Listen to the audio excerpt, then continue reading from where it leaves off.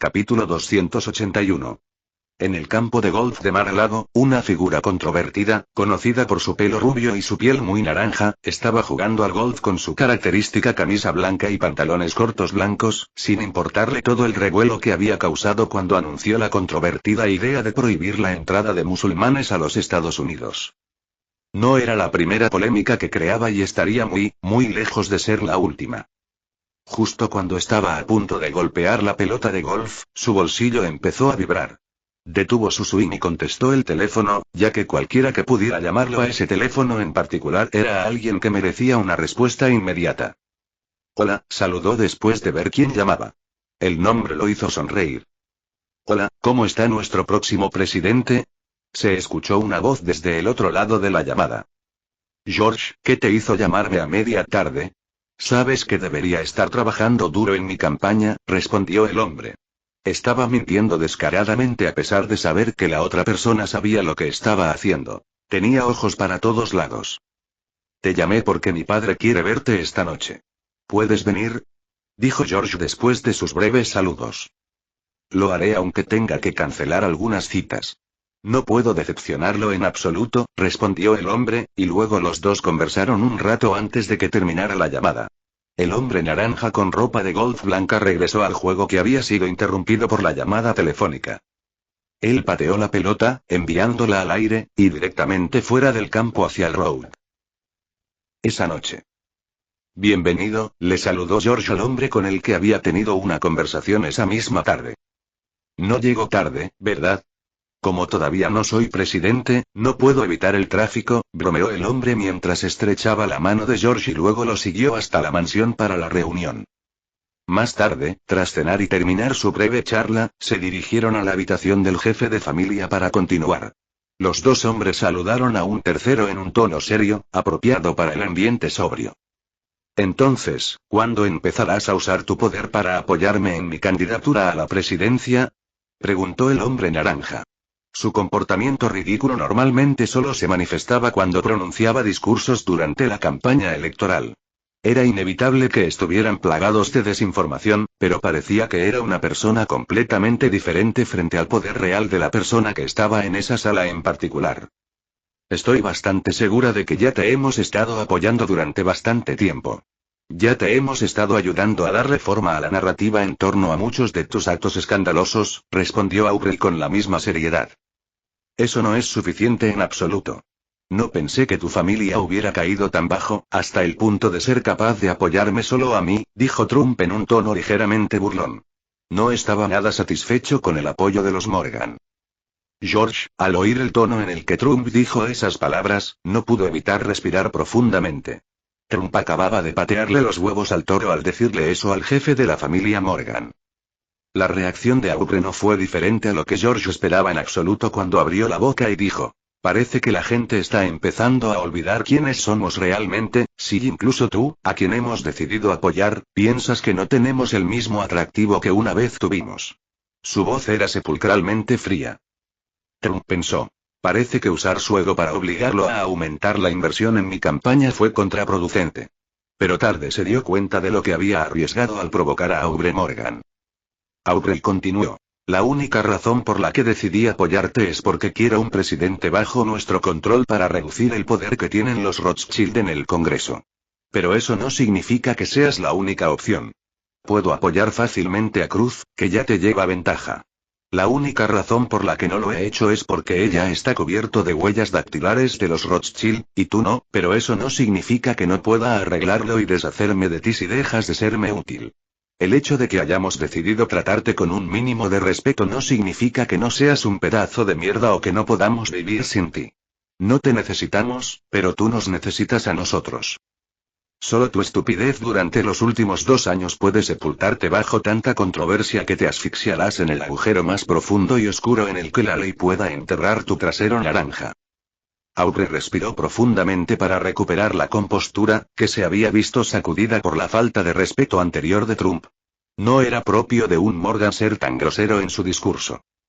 O aceptas lo que te damos y haces lo que te ordenamos, o no piensas en entrar en política. ¿Me entiendes? Preguntó. Realmente no necesitaban a Trump, y Aubrey, en particular, estaba empezando a creer que podría convertirse en un lastre más que en un activo en el futuro.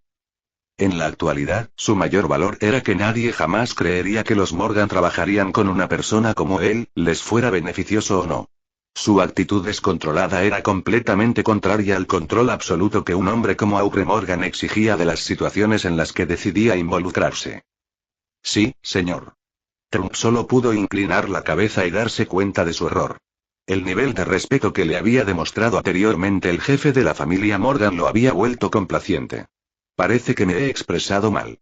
Por favor, perdone mis palabras, no tenía ninguna intención de deshonrarlo.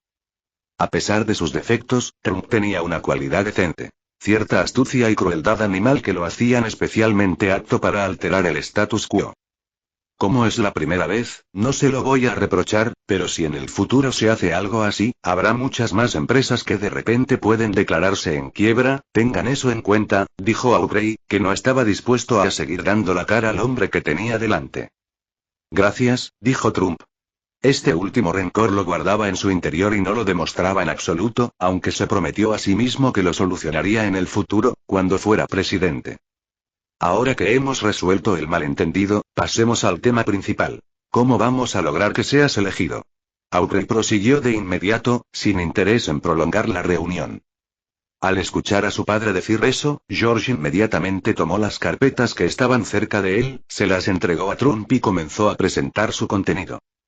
Nuestro apoyo comenzará influyendo en el público a través de Fox News, Breitbart y otros medios de comunicación de derecha, pero el tono no cambiará al principio. Los medios lo apoyarán gradualmente por sobre el resto de los candidatos, y nos aseguraremos de elegir solo payasos a los que pueda vencer fácilmente para no levantar sospechas, comenzó George. Señaló a Trump cada página y las presentó una por una, mostrando en detalle lo que los Morgan prometieron en términos de apoyo a la campaña.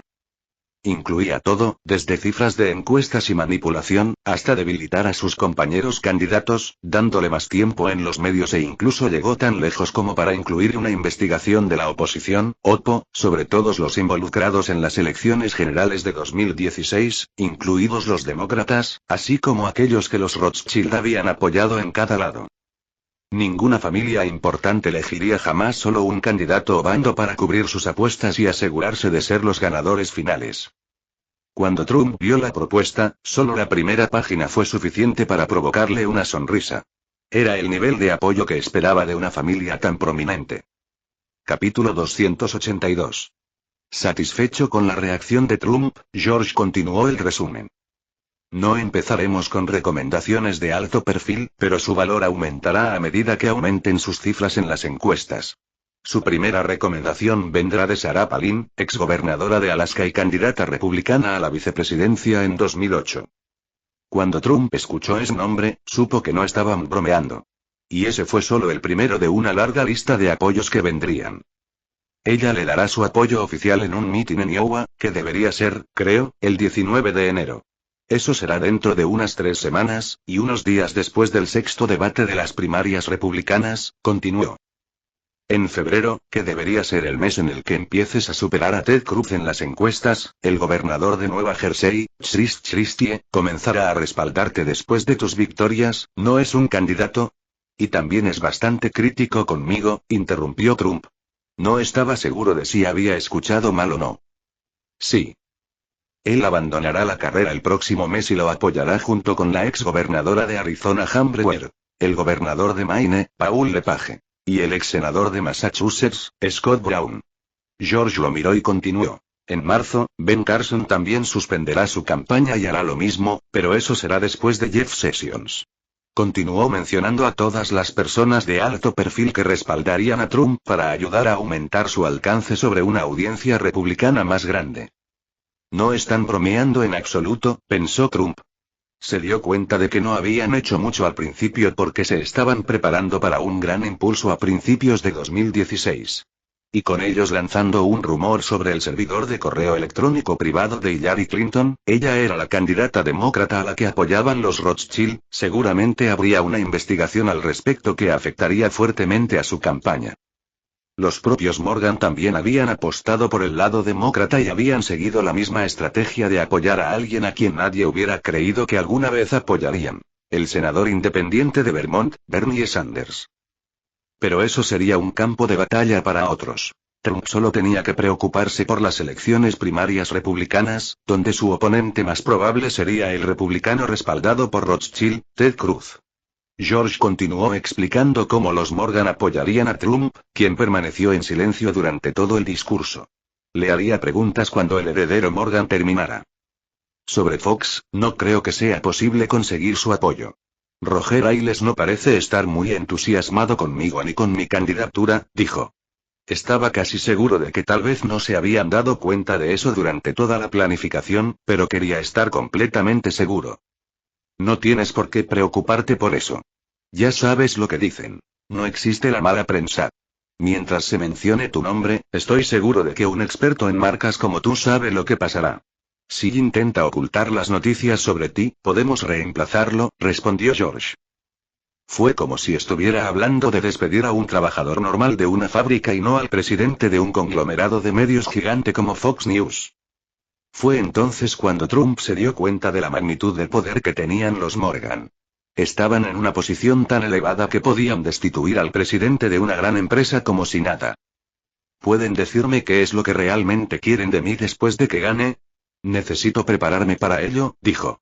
Sabía que no le habían dicho todo, pero no le importaba.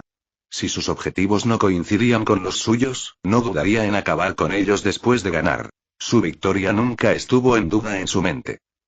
Si los Morgan querían algo demasiado atroz, él creía que incluso podía echarlos a la calle y ganar las elecciones sin ellos.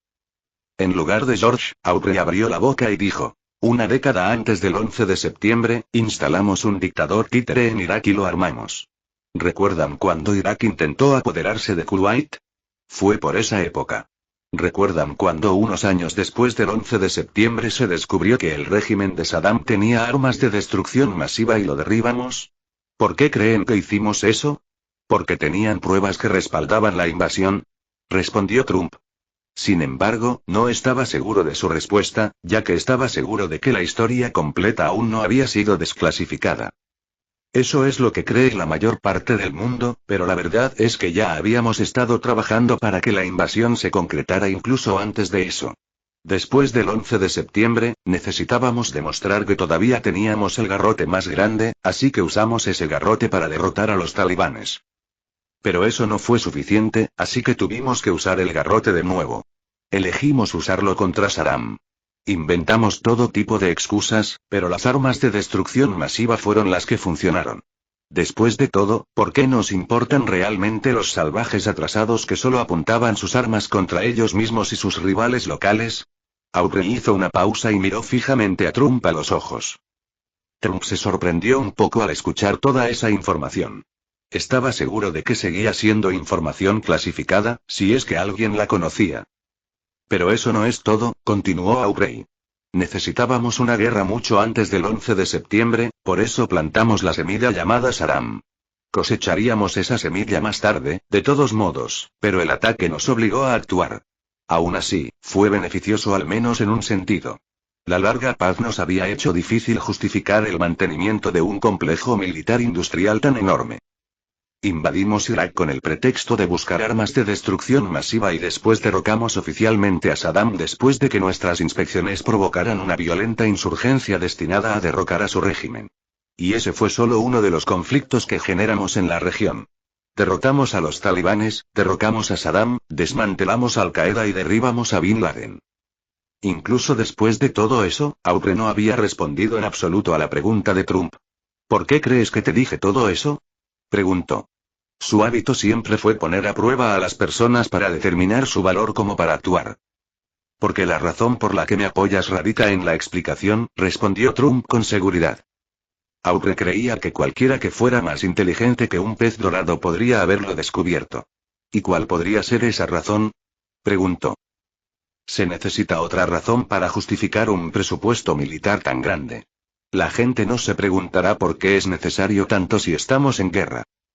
Sí. Necesitamos guerras que justifiquen un presupuesto tan grande. Y guerras en las que podamos explotar los objetivos después para beneficiarnos y enriquecernos también nosotros.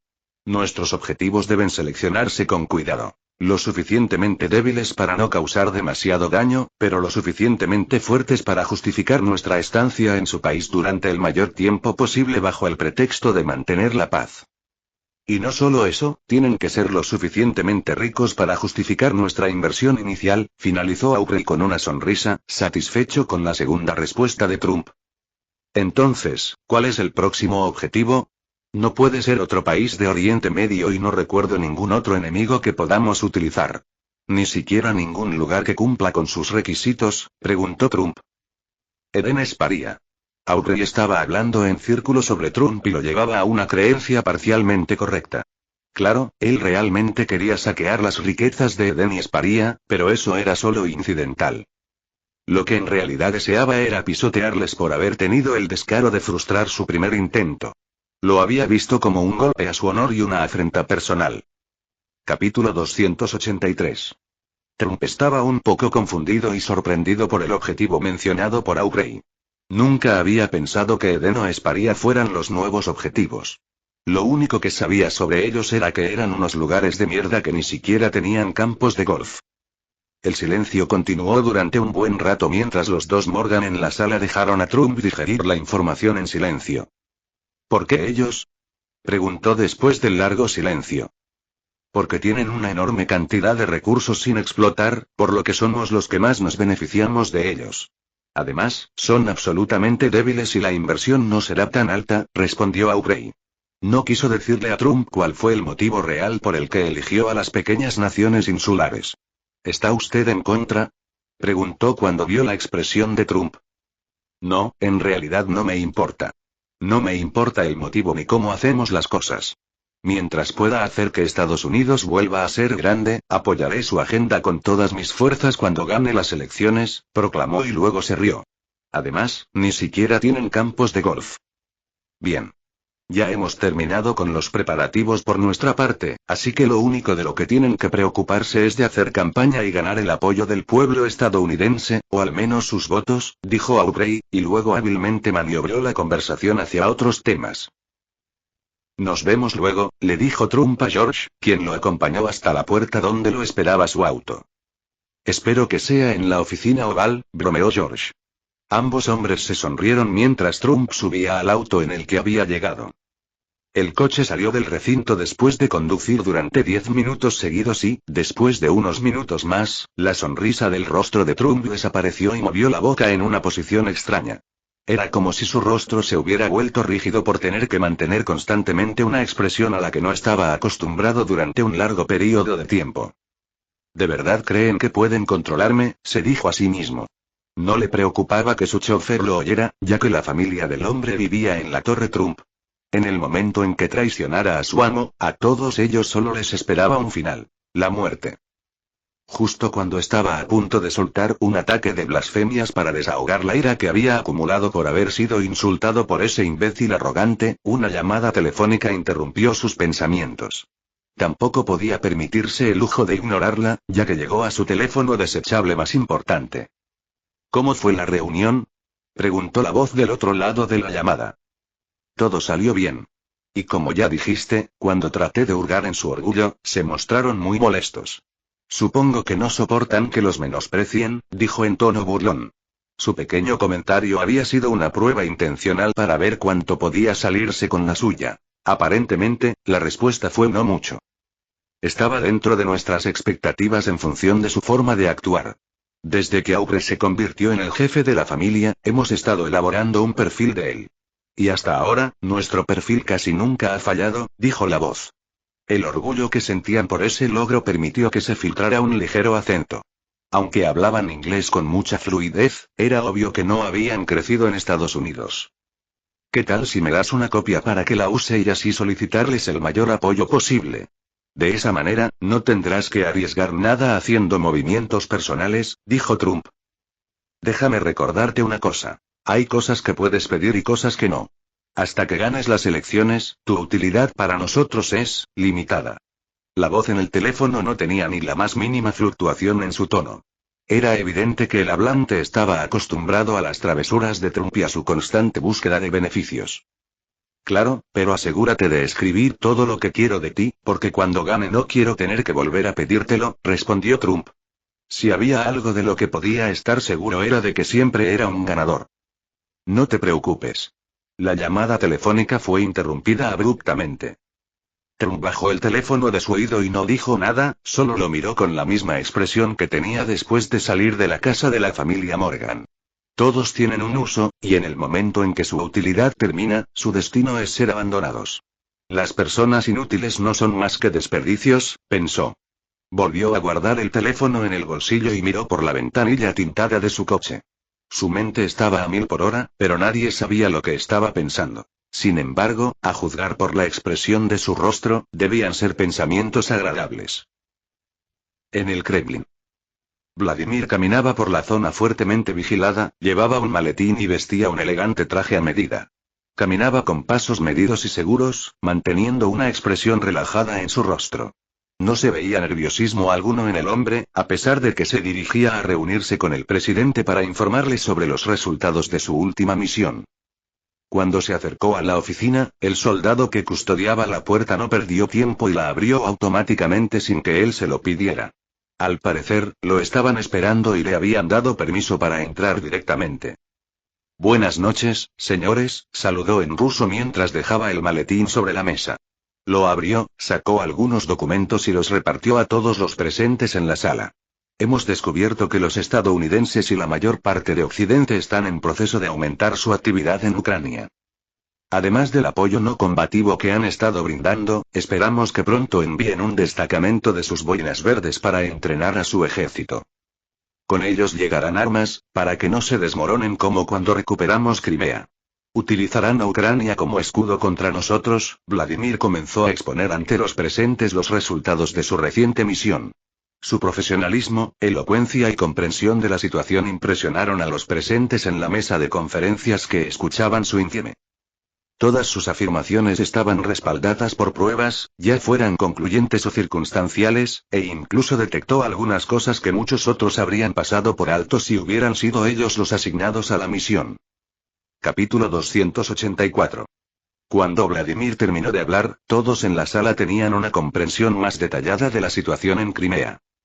¿Por qué dirige una investigación sobre el terreno si es evidente que tiene madera de ministro? Preguntó Putin al jefe del FSB.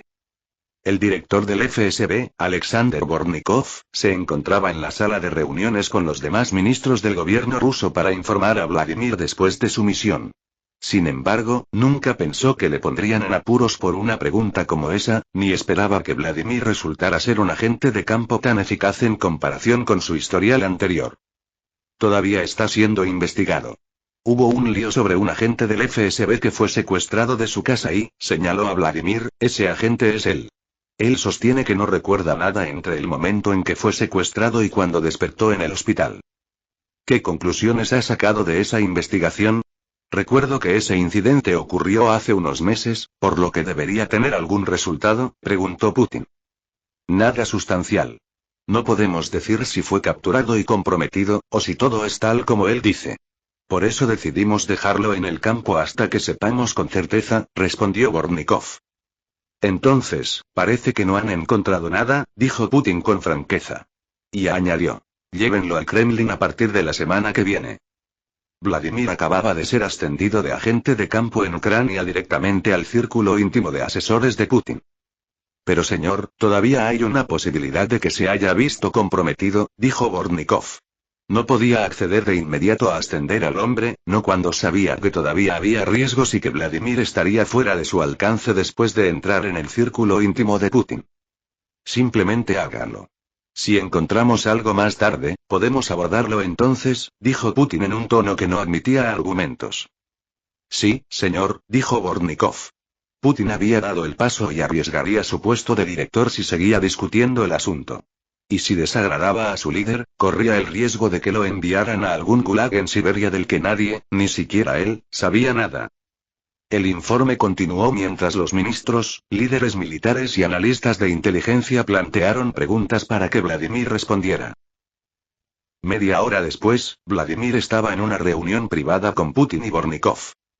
Me impresionó mucho el nivel de información que encontró y la forma en que la presentó, dijo Putin mientras mantenía contacto visual con Vladimir, quien aún no había recibido permiso para sentarse. Gracias, señor, respondió Vladimir sin arrogancia ni humildad. Por eso pedí que te trasladaran al Kremlin. Puedo utilizar perfectamente a una persona tan detallista como tú. ¿Estás dispuesto a hacerlo?, sugirió Putin. Si Vladimir se negaba, le ordenaría que hiciera el trabajo de todos modos. Nadie a quien quisiera podría escapar de su control. Gracias por la oportunidad, señor, respondió Vladimir. Parecía que estaba conteniendo su entusiasmo. Bien. Bornikov te informará sobre tu nueva tarea y quiénes formarán parte de tu nuevo equipo. Asegúrate de no decepcionarme. Antes de esperar una respuesta, Putin se levantó y salió por la puerta, dejando a Vladimir atrás para que el jefe del FSB le informara sobre su tarea. Bornikov no perdió tiempo en explicarle a Vladimir la nueva tarea que le había encomendado, lo que marcó el comienzo del ascenso del futuro ex-espía en la jerarquía del gobierno ruso. Mientras tanto, en Edén, la reestructuración de las empresas de Aaron se llevó a cabo sin que se hiciera ningún anuncio público. Se registraron las nuevas empresas, se registró la constitución de las antiguas y se desinvirtieron y retomaron divisiones a medida que se llevaba a cabo la reorganización interna. Todo se hizo a plena vista, pero solo para aquellos que se molestaron en buscarlo. No fue hasta que la gente notó los cambios en los sitios web de las empresas o los nuevos nombres en sus facturas de servicios públicos e Internet que se dieron cuenta de lo que había sucedido. Esos cambios sutiles fueron suficientes para hacerles comprender que las empresas estaban conectadas. Puede que no sepan exactamente cuál era la estructura corporativa, o al menos no lo sabrían sin buscarla activamente, pero lo que era obvio era que Aaron estaba entre los directivos. Eso era obvio. El nuevo nombre que aparecía en sus facturas de Internet era el de su propia empresa, Gaia Technologies. La intrincada red de conexiones se profundizó aún más en sus mentes cuando Connect y Epaestus lanzaron una conferencia de prensa conjunta en la que anunciaban que Félix dejaba el cargo de director ejecutivo de Connect y asumía el cargo de presidente de Epaestus Industries, Incorporated. Internet explotó de inmediato y los teóricos de la conspiración alardearon de la exactitud de sus conjeturas a los cuatro vientos. El vínculo entre Connect, Gaia y Hefesto quedó confirmado, lo que significaba que Helios también había sido parte de todo el asunto. La guerra de palabras resultante hizo que los sitios web que intentaron adivinar el patrimonio neto de Aaron duplicaran la cantidad, de 30 a 65 mil millones, lo que lo convierte no solo en el multimillonario más joven hecho a sí mismo, sino también en una de las personas más ricas del mundo. Pero mientras se desarrollaba toda esa especulación, ni Aaron, ni Félix ni Sarah se preocuparon lo suficiente como para hacer un anuncio. Y aunque lo hicieran, no tenían tiempo, ya que estaban ocupados preparándose para el lanzamiento del producto que se produciría pronto. En ese momento, estaban en una reunión en realidad virtual para realizar demostraciones a gran escala de la nueva tecnología que estaba programada para su lanzamiento. Pero primero había otro asunto urgente que abordar. La lista ya está disponible y aquí están las personas que tienen muchas probabilidades de aceptar nuestra oferta. Están en situaciones muy desesperadas, por lo que aceptarán incluso si saben lo que les va a pasar, dijo Nova, materializando los perfiles de las personas y las industrias en las que se especializaban. Organizó las listas de modo que cada uno de los candidatos estuviera clasificado en las empresas recién fundadas. Todos ellos eran personas bastante desconocidas, lo que los convertía en candidatos perfectos para unirse al conglomerado de Aaron. No es de extrañar en lo más mínimo que todos ellos tuvieran familias en situaciones muy precarias. Algunos tenían esposas que los habían abandonado, otros estaban al borde del divorcio e incluso había algunos con otras dificultades, como enfermedades crónicas de larga duración u otras discapacidades. Incluso había uno en la lista que tenía un cónyuge abusivo, pero no podía dejarlo por temor a su vida. Mientras Aaron leía los perfiles, no pudo evitar sentirse mal por todos ellos. Pero eso era todo lo que sentía por ellos. Lástima. Lo mismo podía decirse de sus amigos, que se unieron a él leyendo los perfiles en silencio. Los tres tenían la capacidad de separar las emociones de los asuntos propios. Los candidatos son todos personas con algún nivel de conocimiento en su campo, y todos están lo suficientemente desesperados como para aceptar nuestra oferta. Sus situaciones individuales deberían hacer que sea bastante fácil convencer a cualquiera de ellos, dijo Aaron cuando terminó de leer los perfiles.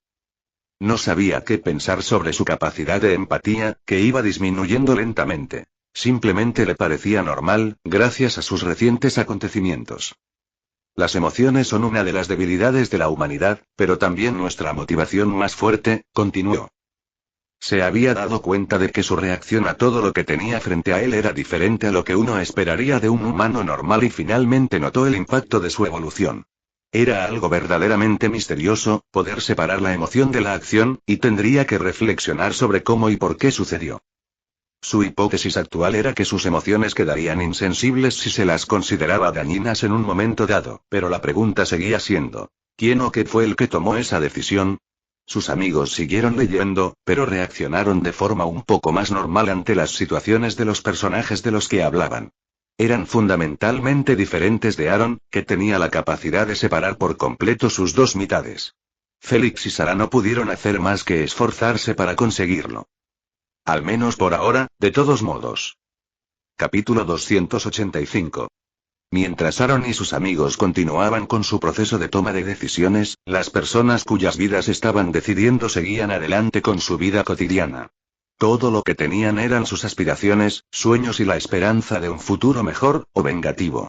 Eso era lo que los obligaba a seguir adelante a pesar de sus vidas difíciles. Robert Watson, un inmigrante británico en Estados Unidos, era una de las personas que figuraban en la lista que Aaron y sus amigos tenían en sus manos. En ese momento, se encontraba en una sala de conferencias con su abogado. Del otro lado de la mesa había una mujer que llevaba un maquillaje que resultaba cómico. Estaba vestida con una blusa con estampado de leopardo que contrastaba con un ancho cinturón rosa fuerte, una ajustada falda morada que solo le llegaba hasta la mitad de los muslos, medias color carne y tacones de aguja de color rojo brillante con una punta cromada brillante de 4 pulgadas. Tenía el pelo color rosa chicle peinado a lo bestia y le caía sobre los hombros, y sobre la mesa que tenía delante había un bolso enorme con el logo LV de Louis Vuitton, como si temiera que nadie se diera cuenta de que era caro. El resto de su ropa también tenía, obviamente, la marca. Sentado a su lado había un hombre de unos 20 años que parecía un muñeco Ken y llevaba un traje a medida. Tenía una sonrisa de 1.000.000 de vatios y una cara que había aparecido en los bancos de los autobuses de todos Los Ángeles. Era abogado de divorcios y su nombre era conocido en todas partes como el de un tiburón sin ética más que por cualquier otra cosa. Robert tenía una expresión triste en su rostro, pero la mujer sentada frente a él le estaba dando una sonrisa burloncia. El silencio se rompió cuando el abogado de Robert dijo, «Gracias por venir hoy. Estamos aquí para hablar sobre la división de bienes en el caso de divorcio Watson contra Watson. Pongámonos a trabajar, ya que nadie en esta sala quiere estar aquí más tiempo del que realmente sea necesario. Robert, por favor, empieza». Cuando Robert abrió la boca para hablar, el muñeco Ken que estaba al otro lado de la mesa lo interrumpió. «Espera un momento. Lisa tiene algunas cosas que le gustaría decir primero». Antes de que Roberto su abogado pudieran decir nada, ella abrió la boca y, con voz estridente, comenzó a hablar. «La ley me da derecho a la mitad de todo lo que tienes. Pero me vas a dar más, o si no, y si no, ¿qué?», dijo Robert con voz cansada. Su voz era ronca y baja, y el cansancio se reflejaba en su rostro con letras grandes y en negrita. «Hoy iré al periódico. Tu preciosa reputación quedará hecha trizas. Me debes una. Yo fui la reina del baile en la escuela secundaria y todas mis amigas se casaron con alguien de clase alta, pero en lugar de casarme con un senador o un director ejecutivo, me casé con un patético saco de mierda como tú. Fui estúpida al pensar que llegarías a ser alguien importante, así que me debes todo por la juventud que desperdicié contigo. Ahora, ¿cómo voy a mantenerme, eh? ¿Crees que todo esto dijo, señalándose a sí misma, es barato? ¿Qué clase de hombre puedo encontrar ahora, eh? No lo sé, Lisa. Tal vez puedas elegir uno de los que me engañaste. Bueno, si no fueras un fracaso tan miserable, no te habría engañado. Tú. Robert no pudo evitar apretar los puños debajo de la mesa, cerrar los ojos y respirar lenta y profundamente. En tono monótono, continuó. No lo entiendes, ¿verdad? La mayor parte de lo que tenía lo gané antes del matrimonio y tú no tienes derecho a nada de eso. ¿Ah, sí? No recuerdo haber firmado un acuerdo prenupcial. Entonces vayamos a los tribunales, Bobby.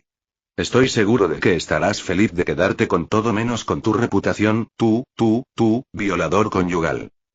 Sí, les diré que me violaste, dijo Lisa con una sonrisa de satisfacción en su rostro.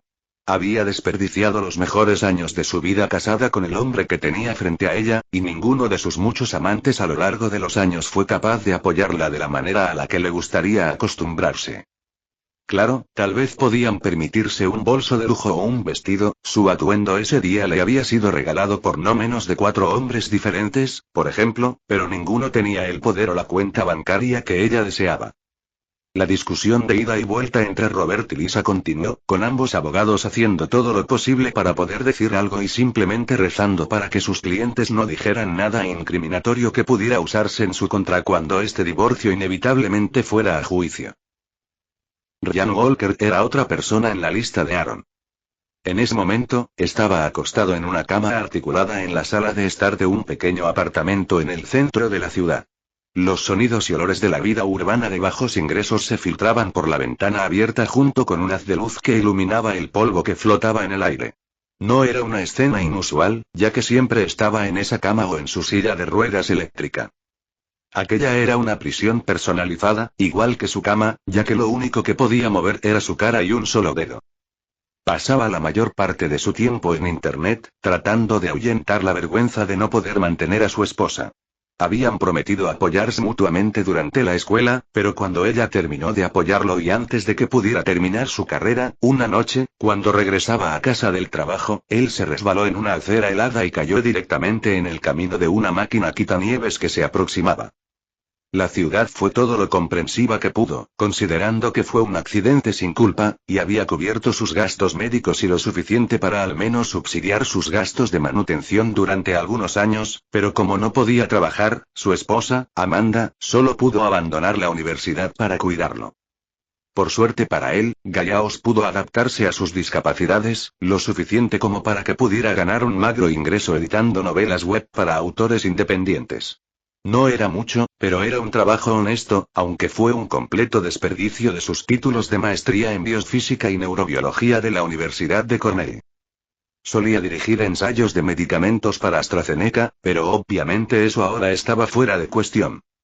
Unos minutos después, sonaron las llaves y una hermosa mujer entró por la puerta principal. Vestía unos vaqueros descoloridos y una camiseta holgada de manga larga con un logotipo tan descolorido que ya no se distinguía. Llevaba el pelo castaño recogido en una cola que le caía desde la gorra de béisbol hasta la espalda, como el río de chocolate de Willy Wonka. Llevaba 2 bolsas de papel llenas de comestibles y se dirigía con paso lento a través de la abarrotada y desordenada sala de estar hacia la cocina.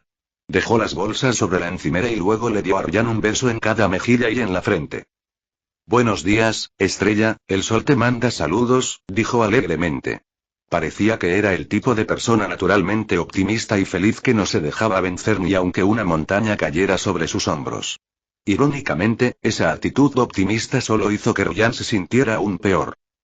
Pasó un brazo por detrás de sus hombros y el otro por debajo de su rodilla, luego deslizó la grúa debajo de él y lo levantó hasta su silla.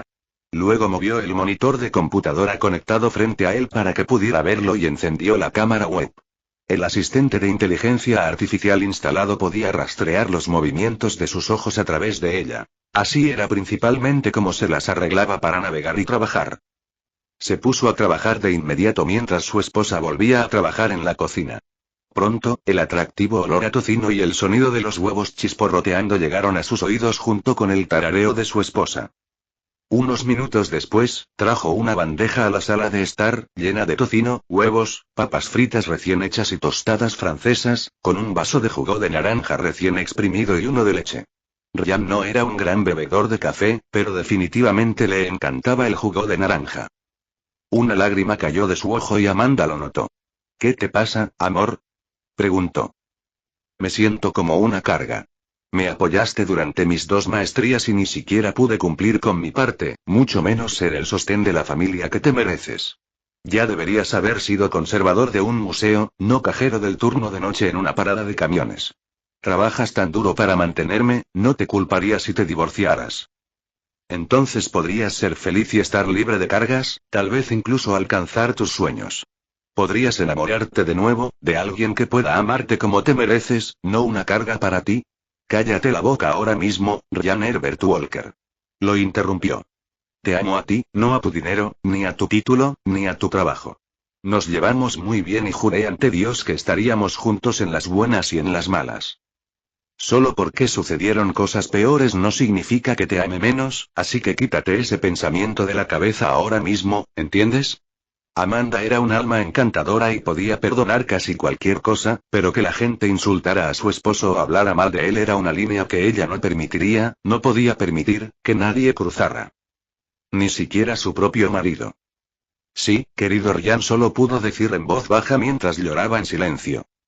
Amanda vio que no paraban de llorar y que su rostro se mostraba abatido y lo abrazó. Anímate, cariño. Al menos ahora puedes decir no puede ir peor sin empeorar las cosas, ¿no?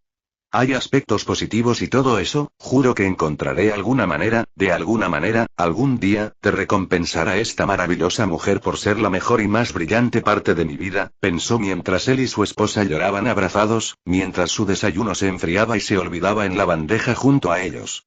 Capítulo 286. Rachael Richardson era gerente de logística en la sede de Amazon en Seattle, Washington. En ese momento, estaba sentada en su oficina revisando algunos documentos. Su teléfono celular sonó y sintió un escalofrío en la espalda. Luego, metió la mano en su bolso para agarrarlo. Su corazón latía con fuerza y sus manos temblaban tanto que, después de sacar el teléfono, lo torció y se le cayó al suelo. Casualmente, el teléfono quedó boca arriba y vio el nombre de la persona que llamaba en la pantalla. Su rostro palideció y se levantó de su silla, luego se puso de rodillas y tomó el teléfono, presionando el botón para contestar lo más rápido que pudo. Hola. Dijo sin aliento. El teléfono sonó más de una vez. Lo siento, lo dejé caer cuando lo estaba recogiendo. La voz del otro lado de la llamada permaneció en silencio durante un rato y luego dijo. No dejes que vuelva a suceder. No lo haré, dijo Rachel con un evidente temblor en su voz. Llegaré a casa a las 7:30. Quiero camarones a la parrilla para cenar. Ese sí. Lo tendré en la mesa y listo cuando llegues a casa. Bien. Encárgate de hacerlo. La llamada terminó con un clic. Rachel suspiró aliviada y se sentó en el suelo, detrás de su escritorio. Soy una mujer poderosa. Soy fuerte.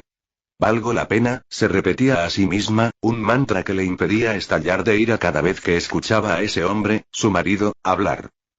Se había casado joven, recién salida de la escuela secundaria, y las cosas habían ido bien, al menos durante los primeros años. Fue a la universidad y se licenció en logística en el campus de Seattle de la Universidad de Washington, mientras que su marido se unió a ella y estudió justicia penal en el mismo campus. Los dos estaban locamente enamorados y fue la época más feliz de su vida. No sabía cuándo, pero en algún momento las cosas habían empezado a cambiar. Su marido, Tom, fue a la academia de policía después de graduarse, mientras que ella empezó a trabajar en un almacén local de Amazon ocupándose de la logística. No era un trabajo glorioso, ni tampoco un sueño glorioso, pero Rachel era una persona muy realista y sólida. No necesitaba grandes sueños, pero tampoco los tenía. Sueños sencillos, placeres sencillos, persona sencilla. En general, estaba contenta. Mientras tuviera a Tom a su lado, sería feliz. O eso creía ella. Poco después de ingresar a la academia de policía, el carácter de Tom cambió. De lo que antes era cariñoso, se volvió frío. De lo que era bullicioso, se volvió silencioso. Al final de cada día volvía a casa de mal humor y con heridas. Cada vez que Rachel le preguntaba qué le pasaba, él solo le gruñía para que se ocupara de sus propios asuntos. Unos días antes de graduarse de la academia, la golpeó por primera vez. Se disculpó y juró no volver a hacerlo, pero, lo hizo. Y luego otra vez, y otra vez, y otra vez.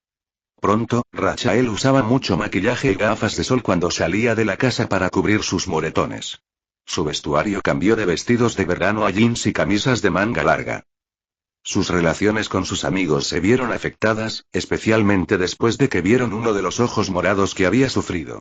Ella afirmó que había sido un accidente y que simplemente estaba siendo torpe. El 80% de los accidentes ocurren en casa, jaja, se rió.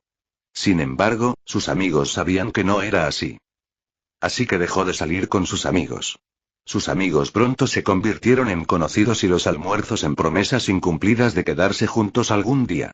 Las salidas se convirtieron en llamadas telefónicas, luego mensajes de texto, luego correos electrónicos ocasionales.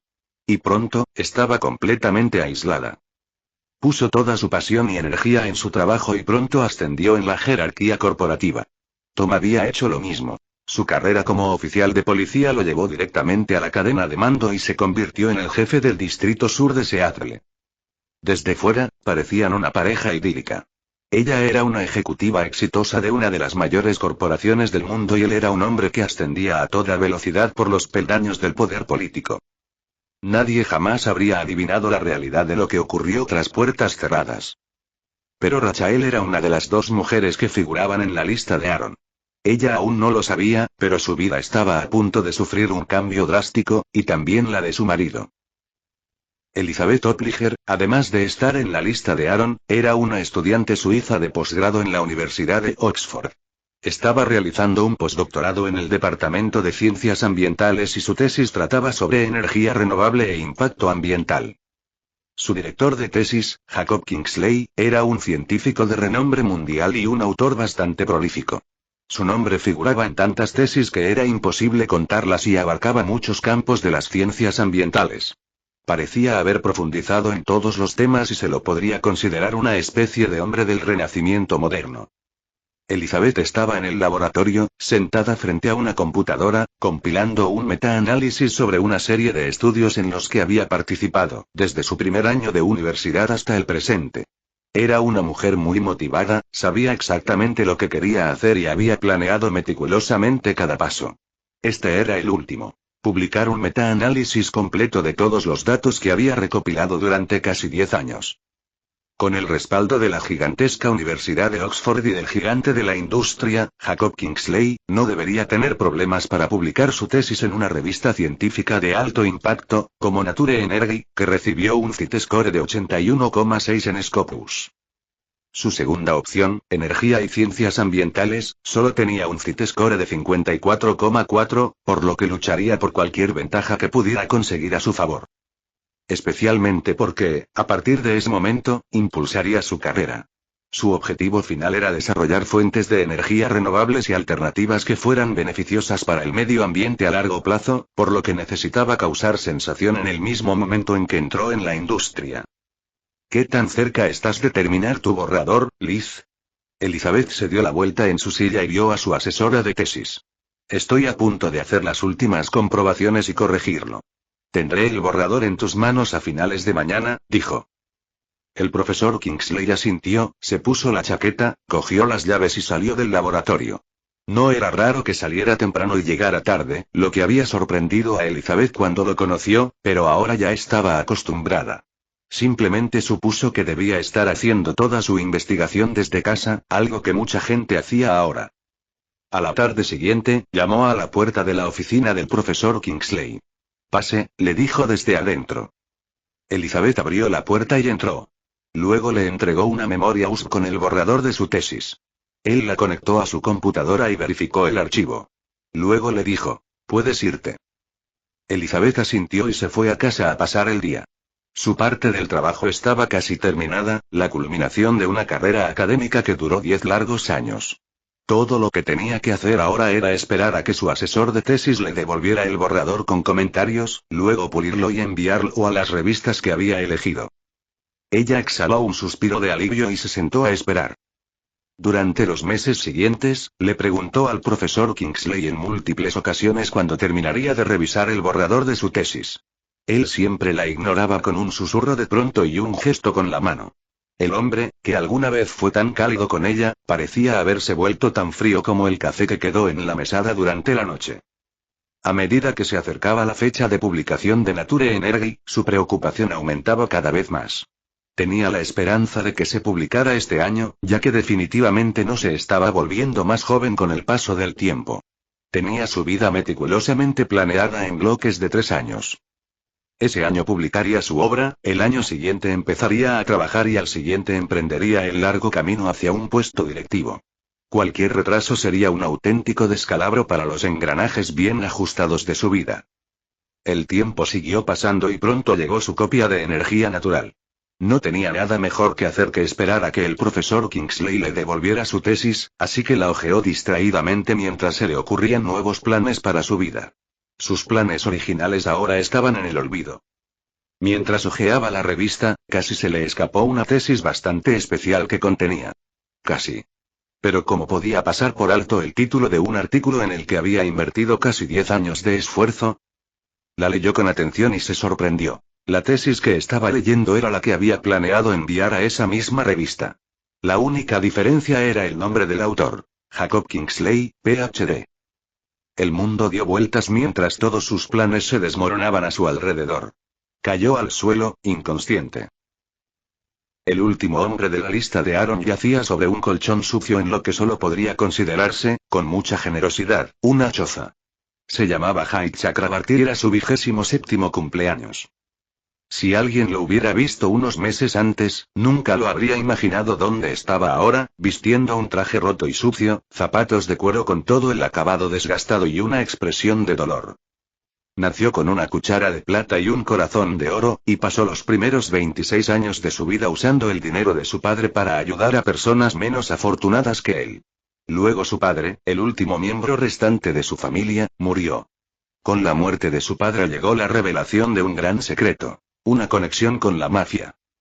Y no fue una buena idea, pues resultó que su padre había comenzado a acumular riqueza gracias a un préstamo otorgado por la mafia.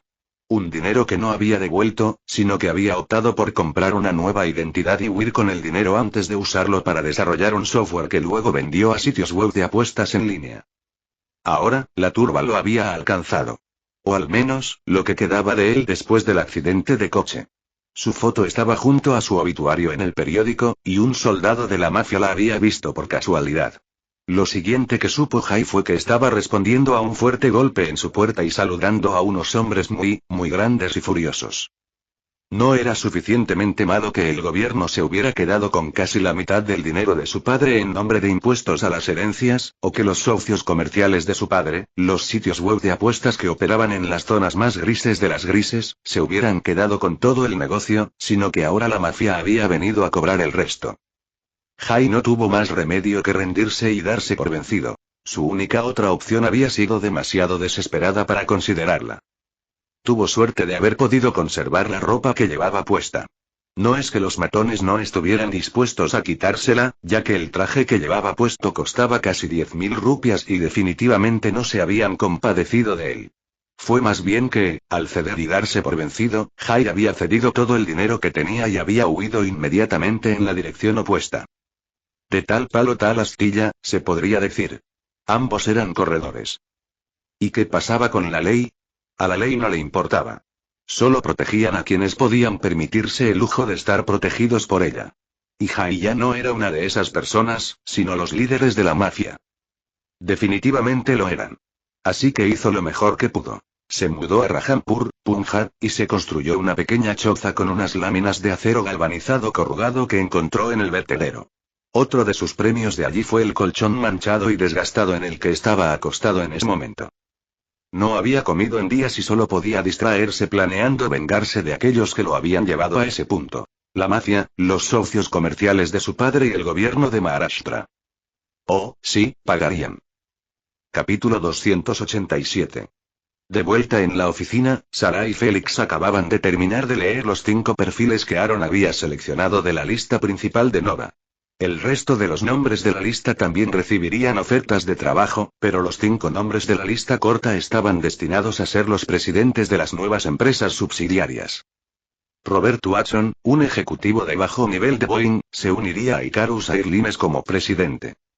Ryan Walker estaría al frente de Asclepius Biotechnology, donde su experiencia y conexiones en el mundo de las grandes farmacéuticas serían muy útiles.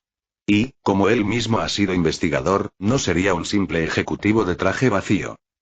Hermes Incorporated, la nueva empresa de importación y exportación de Aaron, estaba esperando la llegada de Rachel Richardson.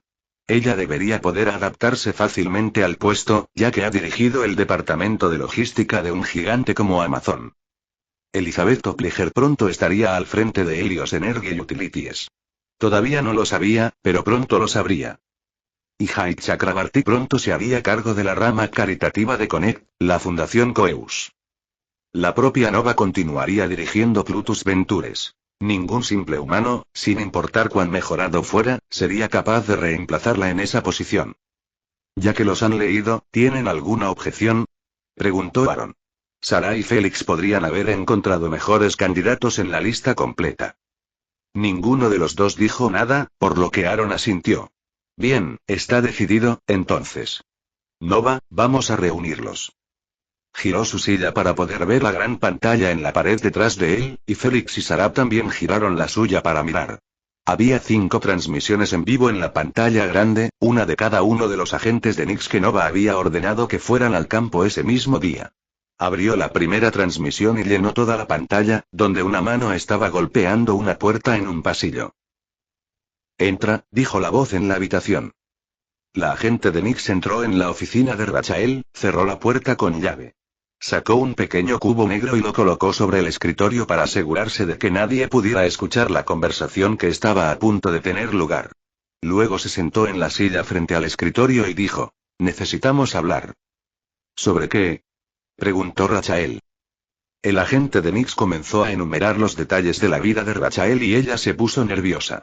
Levantó el teléfono de su escritorio para llamar a seguridad, pero no había tono de marcado. No se preocupe, señora Richardson. No estoy aquí para hacerle daño. De hecho, es todo lo contrario. Estoy aquí para ofrecerle una oportunidad, es una forma de alejarte de tu marido y mejorar tu situación. Y todo lo que tienes que hacer es aceptar una reunión, explicó la bella agente. ¿Una reunión? ¿Con quién? ¿Y qué es eso? Rachael señaló el cubo que el agente había colocado sobre su escritorio. ¿Eso? Es solo un juguete para asegurarnos de que nuestra conversación sea y siga siendo privada. La reunión es con mi jefe y ni siquiera tendrás que ir a ningún lado para tenerla. Sacó un par de elegantes gafas de sol de su bolsillo y las dejó sobre el escritorio. Póntelos y tendrás todas las respuestas que necesitas. Rachael pensó por un momento, luego, recordando lo que le esperaba cuando Tom llegara a casa del trabajo, tomó las gafas de sol y se las puso. Robert Watson acababa de salir de su polémica reunión de divorcio y estaba sentado en un banco del autobús, recostado en el asiento y frotándose los ojos con cansancio mientras esperaba el autobús que lo llevaría a casa. De la reunión no se había obtenido ningún resultado, salvo más resentimientos y la garantía de que la próxima reunión se celebraría en un tribunal público. Una hermosa mujer con traje profesional se sentó en el banco junto a él y le dijo: ¿un día duro? Pareces agotado. Robert la miró con el rabillo del ojo. No estaba de muy buen humor, para empezar, y definitivamente no estaba de humor para hablar con una extraña, especialmente con otra maldita mujer. La mujer, sin embargo, tenía otros planes. Miró al hombre exhausto que estaba a su lado y le preguntó: ¿quieres cambiar de vida? Puedo darte información que garantizaría que tu esposa firme un decreto de divorcio sin oposición, si eso te interesa. O supongo que podrías ser como todos los demás y simplemente airear tus trapos sucios en el tribunal de divorcios. Robert le lanzó una mirada asesina y le dijo: tienes agallas. ¿Cómo sabes quién soy? ¿Cómo sabías de ella? El agente de Nix le dedicó una sonrisa silenciosa y luego se reclinó contra el respaldo del banco del autobús, que irónicamente tenía una foto del abogado de divorcio de la esposa de Robert. Está bien, jugaré. ¿Qué necesitas que haga a cambio? Suspiró. El agente sacó de un bolsillo unas gafas de sol deportivas negras y se las entregó. Solo tienes que ponértelas y todas tus preguntas serán respondidas. Ryan estaba sentado en su silla de ruedas, trabajando. En la pantalla de su ordenador había abierto un programa de procesamiento de textos, pero se puso gris y apareció una ventana emergente.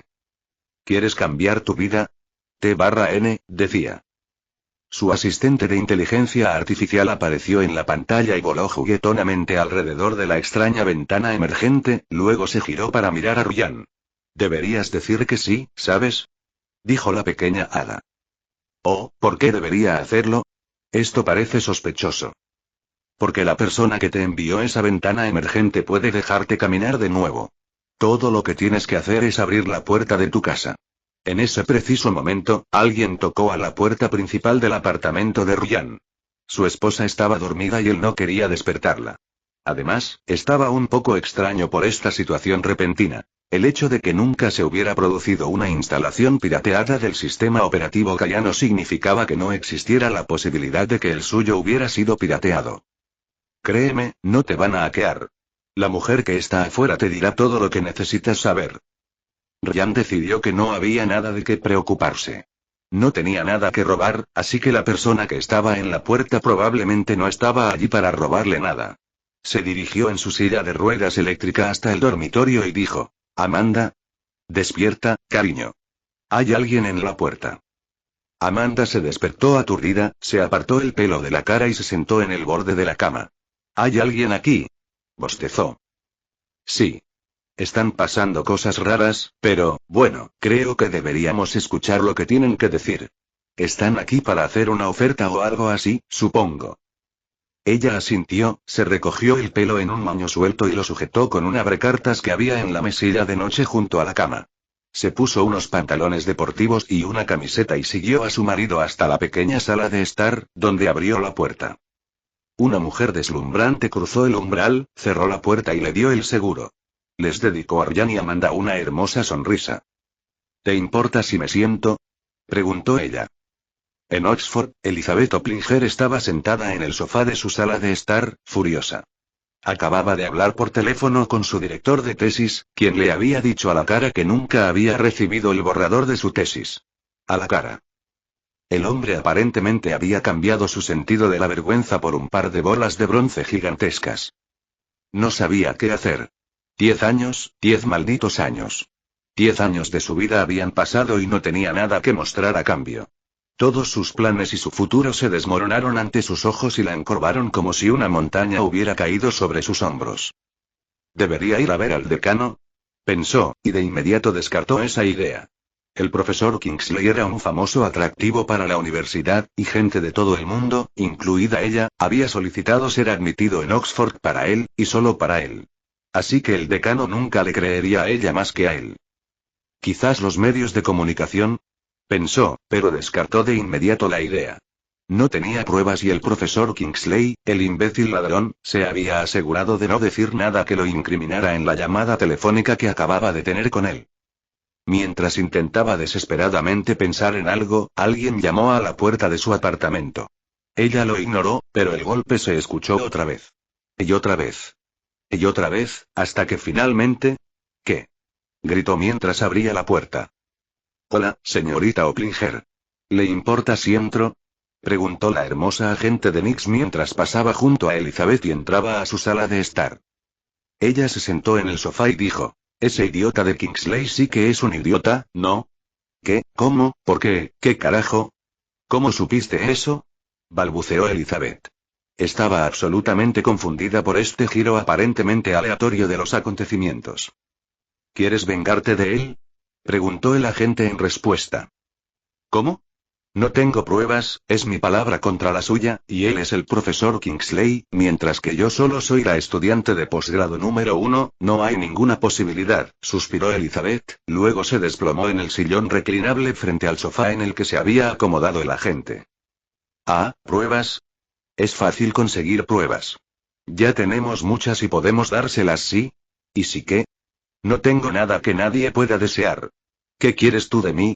Todo lo que tienes que hacer es ponértelos. El agente sacó un par de gafas sin montura de su bolsillo, y todas tus preguntas serán respondidas. Hyde Chakrabarty estaba teniendo un muy buen día. Había estado buscando en la basura y encontró la mayor parte de un envase de curry de pollo para llevar que alguien había tirado a la basura. Mientras se sentaba y miraba al cielo en señal de agradecimiento, su muy buen día de repente se convirtió en muy malo. 3 personas lo habían visto sentado con el recipiente de comida para llevar en su regazo y ahora lo estaban rodeando. ¿Por qué yo? Pensó, mirando al cielo indiferente. Veo que tienes algo de comida, Dalit. Pero eso es demasiado bueno para un Dalit como tú, así que dámelo, dijo el más alto de los 3. Nota del editor. Dalit es el nombre de la casta antiguamente llamada intocable en la India. Es la más baja de su jerarquía social, y los funcionarios indios han estado tratando durante décadas de combatir el prejuicio impuesto contra los Dalits en la sociedad de ese país. Por favor, no he comido nada en toda la semana. Moriré si no como algo pronto. suplicó Jai. Había aprendido que los dolores de hambre no eran peligrosos. Era cuando los dolores de hambre desaparecían que corría el riesgo de morir de hambre. ¿De verdad quieres robarnos la comida? El matón golpeó con uno de sus puños la palma de su otra mano, y sus lacayos rieron entre dientes. Una voz femenina se escuchó desde la entrada del callejón. Oh, vamos, muchachos. Dejen que el hombre coma en paz. Tiene lugares que ver, gente a la que ir, esperen. Borren eso, pónganlo al revés. Tiene lugares a donde ir y gente a quien ver. Los matones giraron la cabeza y miraron hacia la entrada del callejón, donde vieron a una impresionante mujer blanca que llevaba una camiseta negra sin mangas y unos pantalones negros ajustados que estaban cuidadosamente metidos en la parte superior de un par de botas de combate negras mate. Su pelo rojo llameante estaba recogido en un moño apretado en la parte posterior de su cabeza y llevaba un par de anteojos con marcos de color rojo cereza. El matón que iba a la cabeza se rió y la miró con picardía. Bueno, hola, belleza. ¿Qué te parece si vienes a pasar un rato con nosotros, los hombres de verdad, y dejas que este patético Dalí yace en un montón de mierda como se merece? Se burló. Oh, estoy segura de que puedo pensar en algo que hacer con ustedes, muchachos, pero no estoy segura de que sea tan divertido para ustedes como lo será para mí. Así que, última oportunidad, muchachos, hizo crujir sus nudillos y aflojó su cuello inclinando su cabeza de un lado a otro, pueden irse ahora mismo y no los detendré. Sonrió con sorna. Los tres matones se enfurecieron y atacaron a la pequeña mujer. Ella se rió y bailó a través de ellos, aplicando hábilmente bloqueos en las articulaciones y dislocando cada una de sus articulaciones principales a una velocidad imposible. Antes de que el primer matón cayera, ella ya los había incapacitado a los tres. Pronto, había tres matones gimiendo y rogando por el suelo.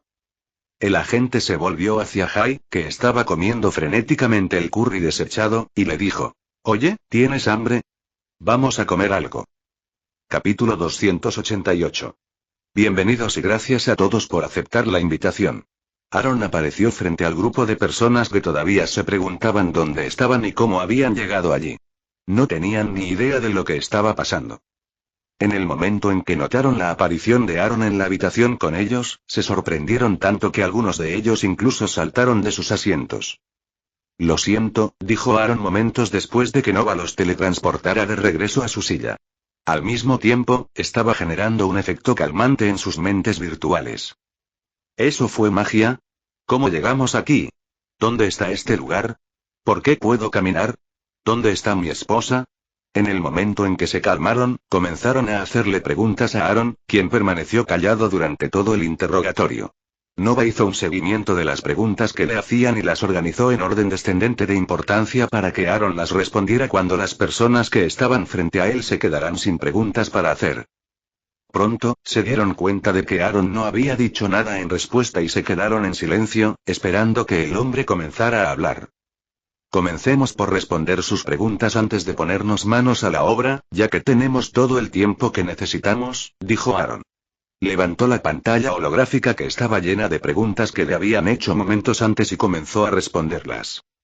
Estáis dentro del mundo de realidad virtual que he creado, pero vuestros cuerpos están a salvo bajo la vigilancia de la persona que os ha dado las gafas en el mundo real.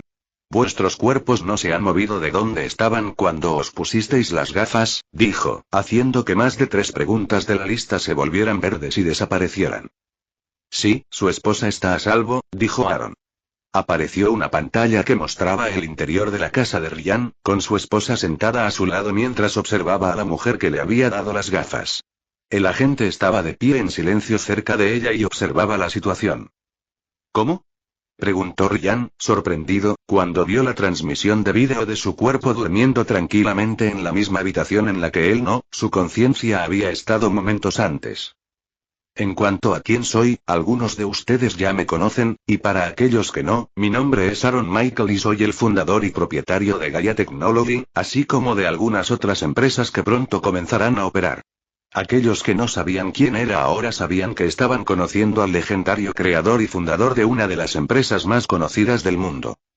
Aaron les dio un tiempo para digerir la información antes de continuar respondiendo las preguntas restantes. La lista de preguntas en la pantalla holográfica frente a él se volvió verde una por una a medida que hablaba. Después de unos minutos de responder sus preguntas, la pantalla frente a él finalmente desapareció.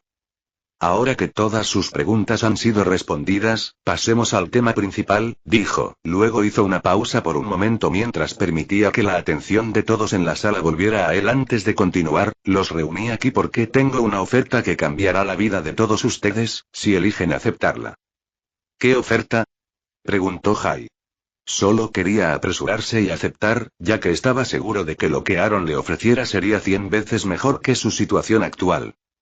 Sintiendo que ya había despertado suficiente curiosidad de ellos, Aaron sonrió y respondió: quiero ofrecerles a cada uno de ustedes el puesto de presidente en una de mis nuevas empresas. Cuando los presentes en la sala oyeron eso, no podían creer lo que oían.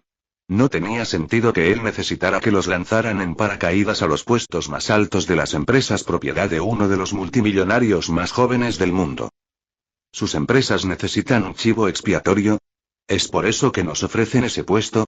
¿Quieren que carguemos con la culpa y recibamos el castigo en su lugar?, preguntó Robert, que era la segunda persona más tranquila de la sala, justo detrás de Jay, que estaba dispuesto a aceptar cualquier oferta que le hicieran sin importar lo mala que fuera. No podía ser peor que lo que tenía ahora. Aaron no pudo evitar reírse ante esa idea tonta. Aunque la pregunta no violaba el sentido común, no esperaba oírla en absoluto. No, nada de eso, dijo Aaron. Aparecieron 5 pantallas holográficas en el centro de la mesa en la que estaban sentados, y en cada pantalla holográfica había un nombre y un logotipo diferentes. Estas empresas son nuevas, pero ya están registradas y tienen productos listos para lanzar. Necesito gente en la que pueda confiar para dirigir estas empresas, ¿y en quién puedo confiar más que en aquellos que están muy endeudados conmigo?, dijo, y las pantallas que solo tenían nombres comenzaron a enumerar en qué se centrarían. Todos en la mesa se concentraron en algo que sabían que estaba dentro de su campo de especialización, excepto Jay, quien leyó todos los detalles de las empresas y planeó aceptar lo que le ofrecieran. Parece que ya saben qué empresas les ofrecerán trabajo, así que lean los detalles y díganme si están de acuerdo, dijo Aaron. Momentos después, una carpeta gruesa apareció frente a cada uno de los candidatos y no perdieron tiempo en abrirla. Todos leyeron el contenido de sus propias carpetas, a pesar de que todos en la sala ya habían decidido aceptar la oferta. Pero aún así era sensato conocer los detalles antes de dar un salto de fe tan descabellado. Aaron, al ver cómo reaccionaban todos, sonrió de felicidad al comprender finalmente la verdadera razón por la que Nova los había elegido específicamente. No eran solo sus desesperadas condiciones de vida, sino también porque eran buenos en sus trabajos. Eso era definitivamente algo en lo que una vida desordenada podía afectar en gran medida. Y sabiendo que estos 5 frente a él no habían dejado que sus vidas afectaran su profesionalismo, también entendió que todos ellos estaban obviamente un nivel por encima del promedio. No dijo nada y los dejó que leyeran con detalle las carpetas que tenían en las manos mientras observaban sus reacciones. Era un pasatiempo muy divertido para él. Había desarrollado el hábito de observar a las personas reaccionar ante las cosas que les daba.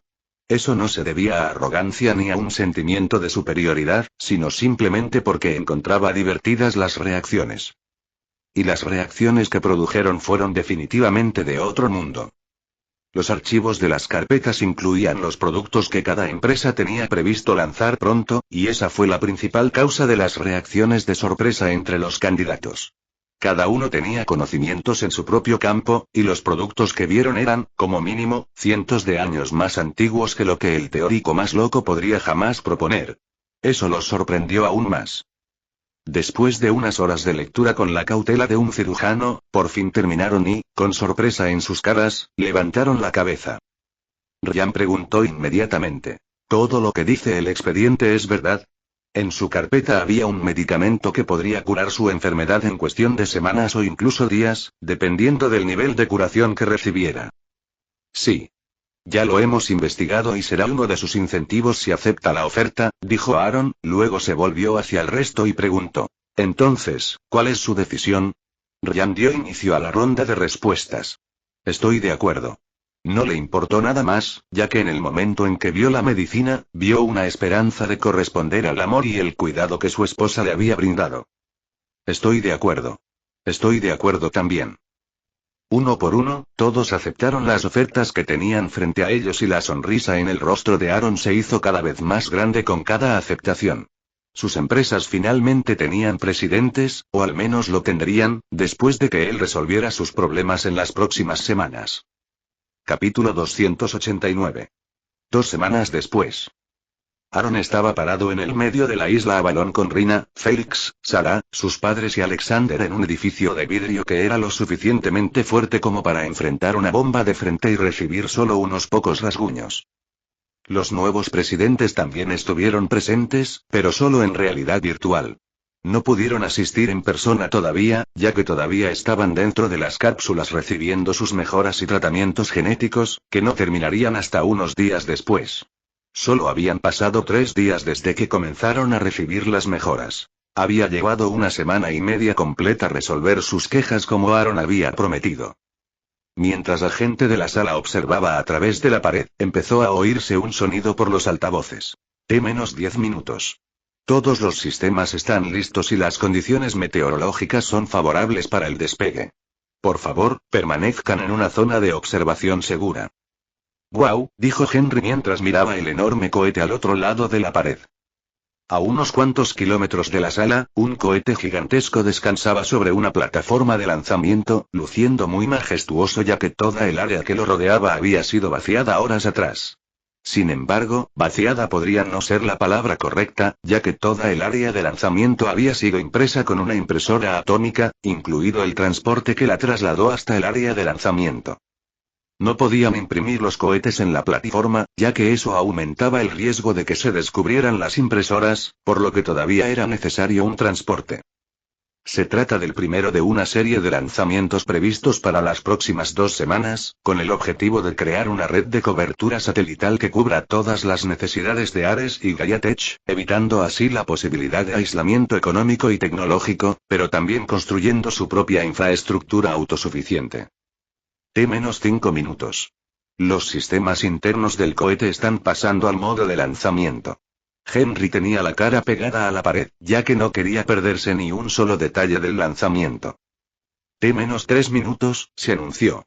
El sistema de guía del cohete tomó el control y comenzó a realizar las comprobaciones finales para garantizar que todos los sistemas funcionaran correctamente. Las comprobaciones dieron positivo y el lanzamiento se programó para realizarse según lo planeado, sin demoras. T-1 minuto fue seguido poco después por T-30 segundos. Con ese anuncio, los encendedores radiales de disparo hacia afuera comenzaron a arrojar chispas debajo de la boquilla del motor mientras los propios motores iniciaban un rápido proceso de presurización en preparación para el encendido. T-10 segundos. 9. 8. 7. A medida que continuaba la cuenta regresiva, los motores comenzaron a rociar combustible presurizado en las bengalas y el sistema de refrigeración se puso en funcionamiento inundando la plataforma de lanzamiento con agua mientras la estructura de apoyo se alejaba del cohete. Una nube de vapor blanco rodeó el cohete y luego se expandió hacia afuera casi como una onda expansiva. 3. 2. 1. Despegue. Con eso, los motores del cohete liberaron un torrente de propulsor presurizado y el cohete finalmente comenzó su lucha para liberarse de la gravedad de la Tierra y volar más allá de la línea Kármán. Al principio, lentamente, pero ganando velocidad, el cohete comenzó a ganar la batalla contra la gravedad que lo mantenía pegado a la superficie de la Tierra y se elevó hacia el cielo dejando tras de sí una larga estela de humo blanco. Pronto superó Mach 1 y dejó atrás su propio humo mientras continuaba ascendiendo en el aire. La nube que cubría la isla Avalon se partió en 2 cuando el potente vehículo comenzó su viaje hacia la órbita. Las superficies de control del cohete cobraron vida, lo que le permitió realizar los ajustes finales mientras ascendía por las capas de la atmósfera. Pronto se anunció Max Q, lo que permitió que todos los que observaban el lanzamiento supieran que el cohete había alcanzado el equilibrio y que era seguro aumentar el empuje nuevamente. El cohete ya había pasado el punto más peligroso del lanzamiento.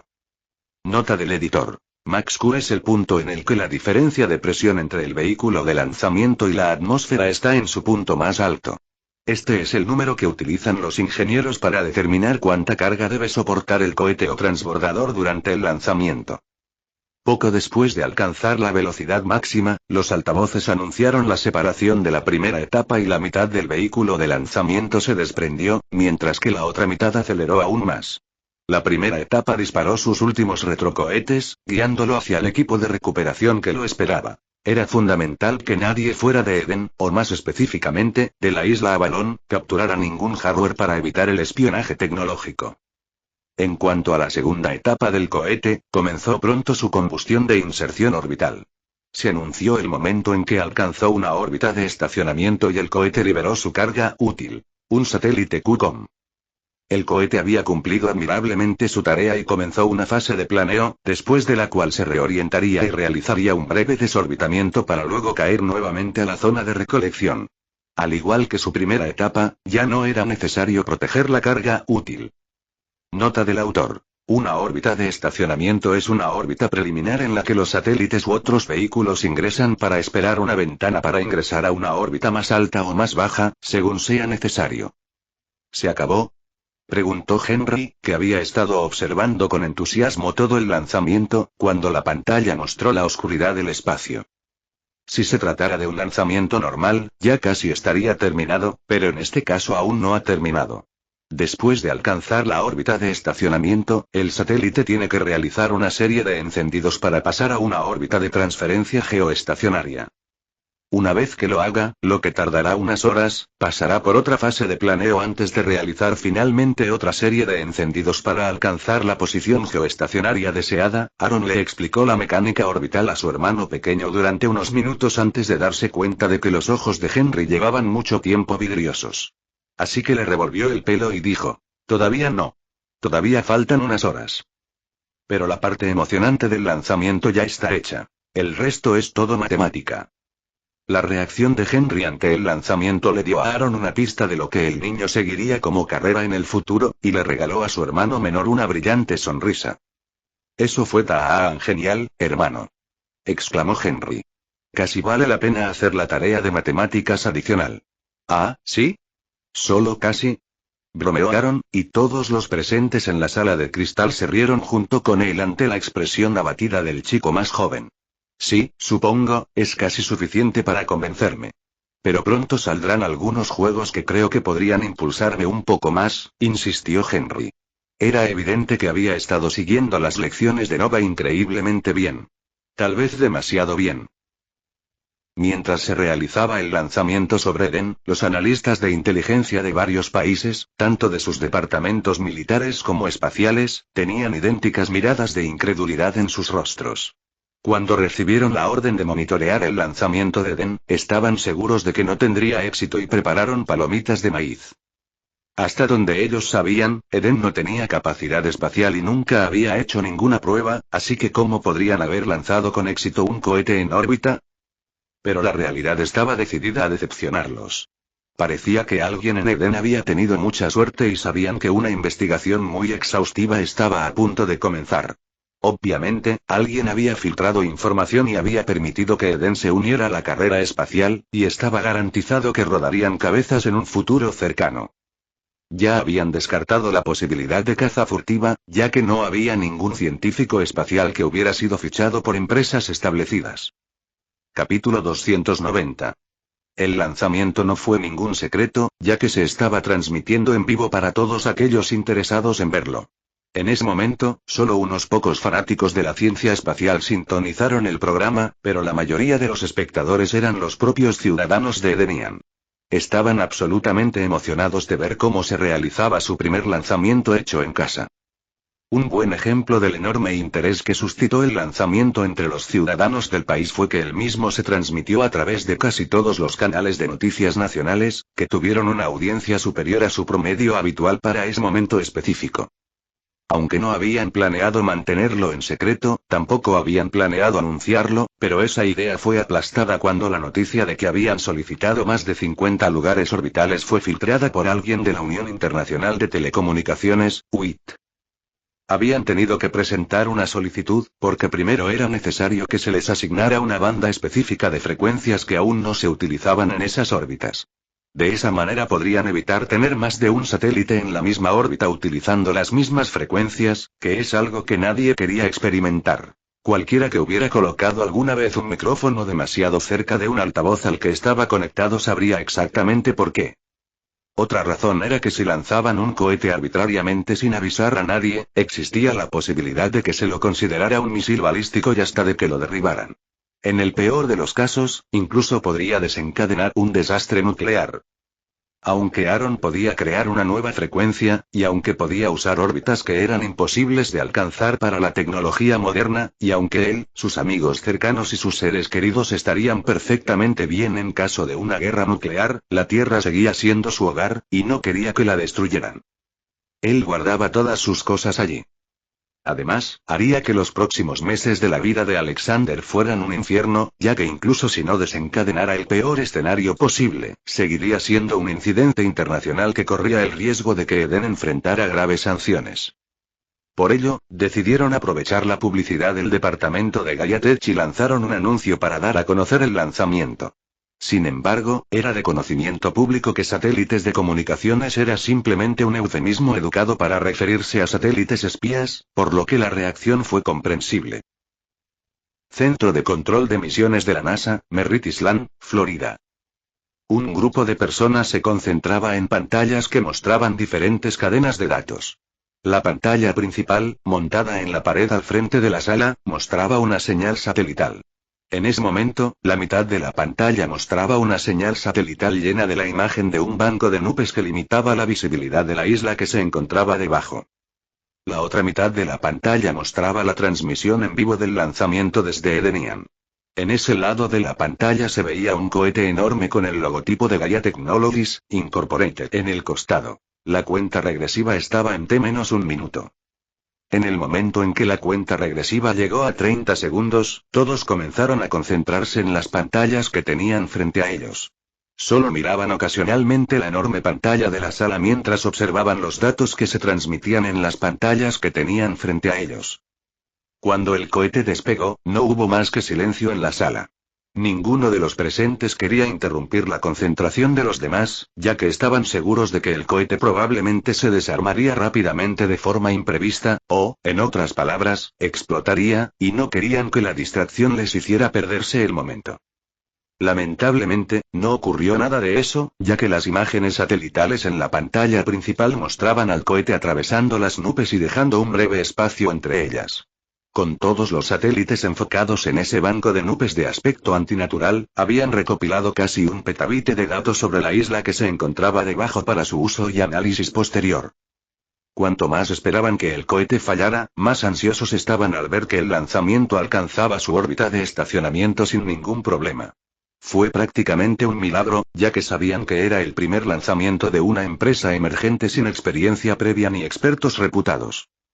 Eso nos va a generar una montaña de papeleo, suspiró el líder del equipo. Él era el responsable de supervisar el lanzamiento en caso de que resultara ser una prueba de IGMO o algo similar. Es mejor que nos pongamos manos a la obra, ya que en cuanto llegue a destino tendremos que incluirlo en el informe. Así que para entonces será mejor que hayamos terminado con la primera parte del informe si no queremos dedicarle la semana siguiente, dijo el subdirector del equipo mientras trataba de ocultar su expresión de impresión. Lo mismo sucedía con China, Rusia y cualquier otro país que tuviera capacidades de vigilancia orbital. Un país con petróleo y otros recursos que tuviera la capacidad de lanzar misiles exoatmosféricos era algo de lo que querían estar lo más informados posible. Tras el exitoso lanzamiento, en Eden reinaba la alegría.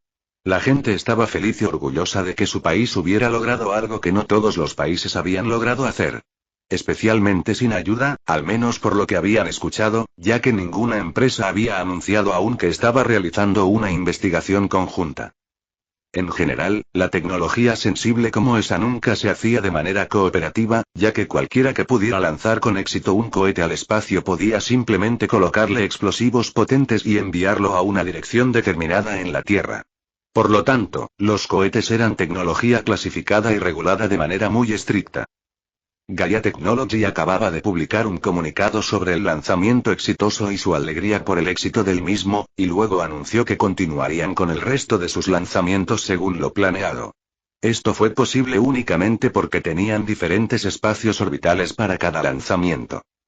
Eso les permitió procesar rápidamente lanzamientos en diferentes momentos, ya que cada vez que tenían una ventana orbital, podían lanzar otro sin tener que esperar a que se despejaran los carriles. Y cumplieron con su promesa. La transmisión en vivo se realizó las 24 horas del día, los 7 días de la semana, incluso mostrando el transporte de los cohetes, aunque solo parcialmente durante su viaje. Después de todo, no estaban dispuestos a mostrar una transmisión en vivo del cubo. Prácticamente cada 6 horas se lanzaba con éxito otro cohete, hasta el punto de que se trataba de un ciclo continuo. Cuando un satélite estaba en su órbita de transferencia, un satélite lanzado anteriormente estaba listo para las verificaciones finales. Toda la secuencia de lanzamientos fue realmente anormal. Ni siquiera hicieron una sola prueba antes de cargar cada cohete en el pórtico y lanzarlo poco después. De todos modos, todos fueron lanzamientos exitosos. Algunos lo llamaron suerte, pero durante la semana siguiente se demostró que estaban equivocados, ya que la transmisión en vivo no se cortó ni una sola vez.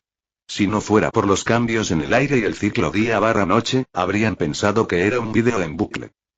El hecho de que se llevaran a cabo lanzamientos consecutivos con un 100% de éxito había puesto nerviosos a varios países, ya que cuanto más lanzamientos tuvieran éxito, más importantes serían las investigaciones resultantes.